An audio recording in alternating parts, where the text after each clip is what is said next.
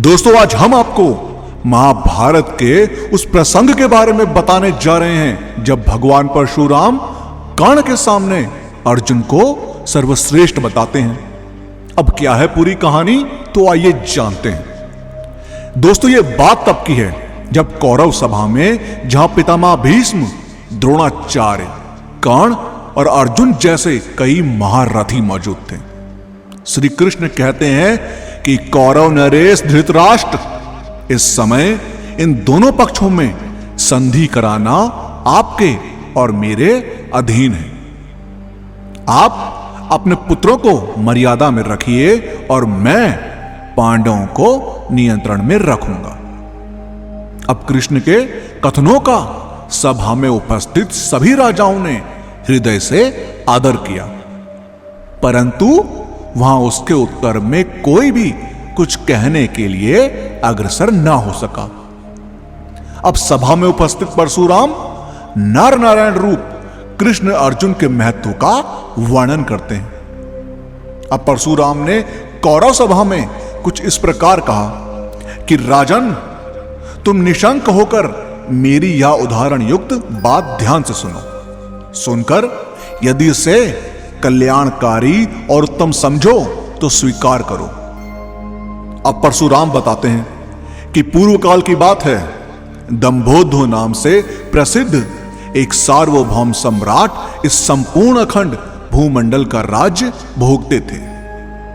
वे महारथी और पराक्रमी नरेश प्रतिदिन रात बीतने पर प्रातः काल उठकर ब्राह्मणों और क्षत्रियों से इस प्रकार पूछा करते थे, क्या इस जगत में कोई ऐसा शस्त्रधारी शूद्र, वैश्य, क्षत्रिय अथवा ब्राह्मण है जो युद्ध में मुझसे बढ़कर अथवा मेरे समान भी हो सके। इस पर ब्राह्मणों ने बारंबार आत्म प्रशंसा करने वाले नरेश को मना किया। अब उनके मना करने पर भी वे ब्राह्मणों से बार बार प्रश्न करते ही रहे। उनका अहंकार बहुत बढ़ गया था। वे धन वैभव के मत से मतवाले हो गए थे। अब राजा को यही बारंबार प्रश्न दोहराते देख वेद के सिद्धांत का साक्षात्कार करने वाले महामना तपस्वी ब्राह्मण क्रोध से तमतमा उठे और उनसे इस प्रकार बोले, राजन, दो ऐसे पुरुष रत्न हैं जिन्होंने युद्ध में अनेक योद्धाओं पर विजय पाई है। तुम कभी उनका सामना ना कर सकोगे। अब उनके ऐसा कहने पर राजा ने पुनः उन ब्राह्मणों से पूछा, वे दोनों वीर कहां हैं? अब ब्राह्मण बोले, भूपाल। हमने सुना है कि वे नर नारायण नाम वाले तपस्वी हैं और इस समय मनुष्य लोक में आए हैं। तुम उन्हीं दोनों के साथ युद्ध करो। सुना है वे दोनों महात्मा नर और नारायण गंधमादन पर्वत पर ऐसी घोर तपस्या कर रहे हैं जिसका वाणी द्वारा वर्णन नहीं हो सकता। अब राजा को यह सहन नहीं हुआ।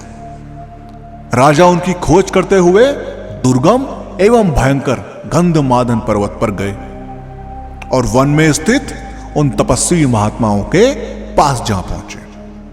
तब नर और नारायण ने राजा का स्वागत सत्कार करके आसन, जल और फल मूल देकर उन्हें भोजन के लिए निमंत्रित किया और तदंतर पूछा कि हम आपकी क्या सेवा करें।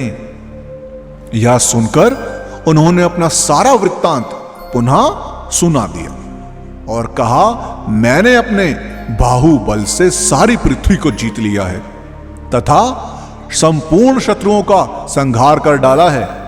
अब आप दोनों से युद्ध करने की इच्छा लेकर इस पर्वत पर मैं आया हूं। यही मेरा चिरकाल से अभिलेषित मनोरथ है।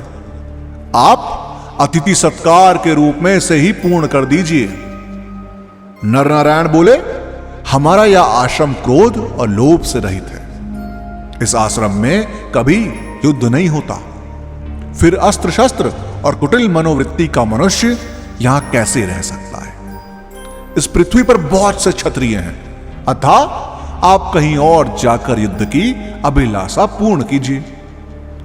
उन दोनों महात्माओं ने बारंबार ऐसा कहकर राजा से क्षमा मांगी और उन्हें विविध प्रकार से सांत्वना दी। तथापि दंभोध युद्ध की इच्छा से उन दोनों महात्माओं को कहते और ललकारते ही रहे।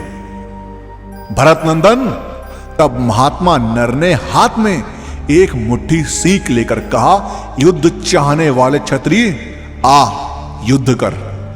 अपने सारे अस्त्र शस्त्र ले ले, सारी सेना को तैयार कर ले, कवच बांध ले, तेरे पास और भी जितने साधन हो उन सबसे संपन्न हो जा।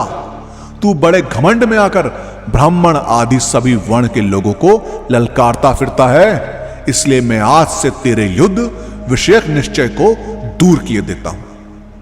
अब दंभोधु ने कहा, यदि आप यही अस्त्र मेरे लिए उपयुक्त मानते हैं तो मैं इसके होने पर भी आपके साथ युद्ध अवश्य करूंगा, क्योंकि मैं युद्ध के लिए ही यहां आया हूं।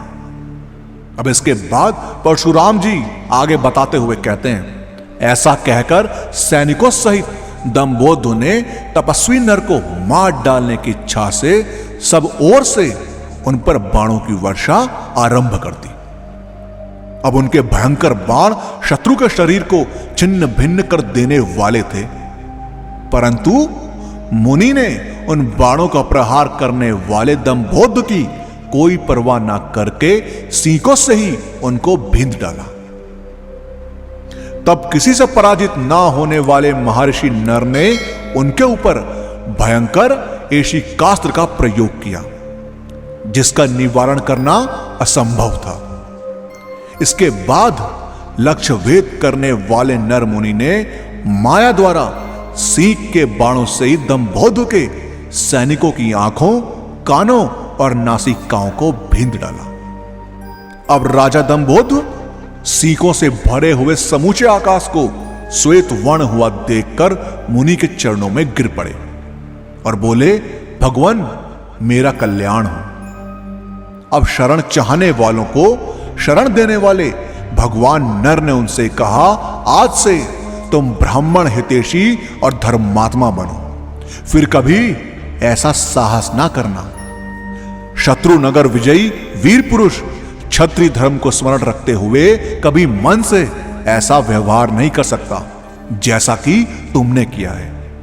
अतः राजन, जब तक श्रेष्ठ धनुष गांडीव पर अस्त्रों का संधान नहीं किया जाता, तब तक तुम खुद ही अभिमान छोड़कर अर्जुन से मिल जाओ।